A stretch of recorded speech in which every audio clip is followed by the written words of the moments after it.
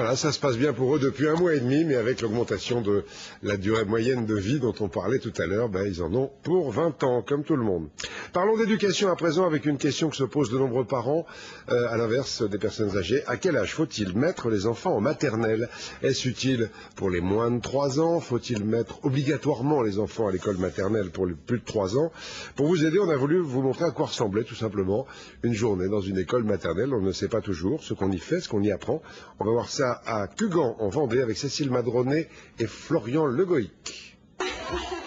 Un bisou aux papas et mamans, un bonjour aux maîtresses, c'est le rituel du matin pour les 75 élèves de l'école de Cugan.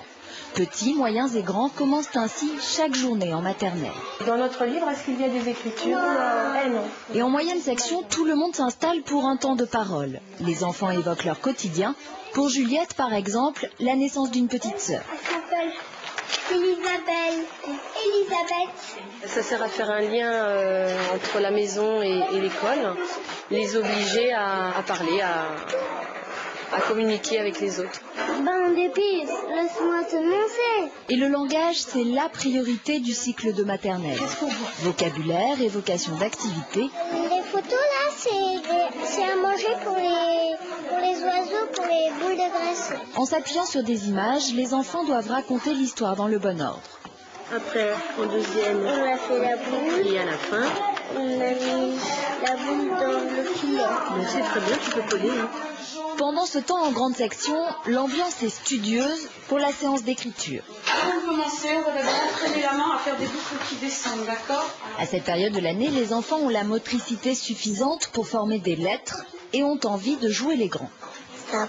Ils ont déjà évacué quelques difficultés, ils auront pris des repères, ils auront déjà la compétence pour former les lettres. Ces premières années d'école, c'est aussi la découverte de la vie en groupe. Dans la cour de récréation notamment, des amitiés se créent. Toi, t'es son copain? Non, plus maintenant. T'es son copain? Pourquoi? Parce que j'ai plus envie, j'ai une autre copine. À la cantine, les frites sont toujours synonymes de fête et l'après-midi redémarre pour les petits par une sieste. L'apprentissage en maternelle s'adapte au rythme des enfants. Mais si la pédagogie s'appuie sur des activités ludiques, ils apprennent aussi à accepter les contraintes.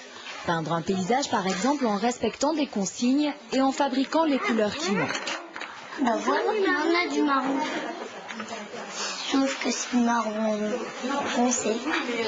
Un des objectifs de la maternelle, je crois que c'est d'apprendre aux enfants à apprendre, c'est-à-dire à développer eux-mêmes leur propre stratégie.